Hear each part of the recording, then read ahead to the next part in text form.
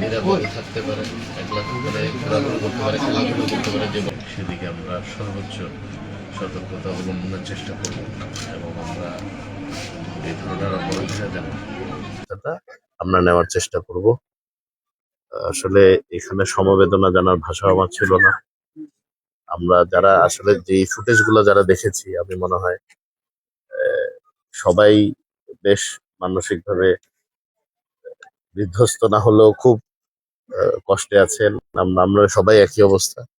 এরপরও মানে ঘটনা ঘটে ফেলেছে, আমরা এটার বিচার নিশ্চিত করতে চাই এবং একইভাবে আমাদের প্রতিটি শিশু যেন নিরাপদে তাদের ইচ্ছে মতো স্বাধীনভাবে খেলাধুলা করে তাদের শৈশব কৈশোর থেকে নিয়ে যৌবন পর্যন্ত শেষ জীবন পর্যন্ত তারা যেন বাংলাদেশী নাগরিক হিসেবে সেই সুরক্ষা পায়, এই জন্য আমরা সর্বাত্মক চেষ্টা চালিয়ে যাব।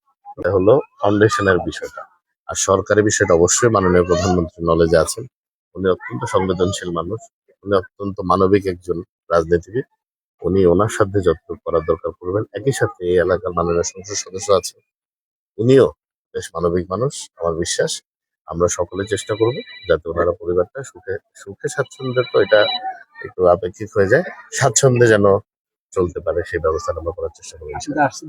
অত্যন্ত পীড়াদায়ক মনে করি আমাদের মাননীয় প্রধানমন্ত্রী জনাব তারেক রহমান এবং যিনি আবার আমাদের জিয়া রহমান ফাউন্ডেশনেরও সভাপতি, যেখানে আমি পরিচালক, উনি সভাপতি এবং সহসভাপতি মহোদয়, উনি আমাদের মাননীয় প্রধানমন্ত্রী সহধর্মিণী বিশিষ্ট কার্ডিওলজিস্ট ডক্টর জুবাইদা রহমান, ওনারা এটা নিয়ে খুবই ব্যথিত এবং ওনারাই আমাকে বলেছেন যেন আমি ব্যক্তিগতভাবে এসে দেখা করে ওনাদের পক্ষ থেকে সহমর্মিতা জানাই এবং এই বিচার নিশ্চিত করার জন্য যা যা করা প্রয়োজন এটা সরকারের পক্ষ থেকে করা হবে।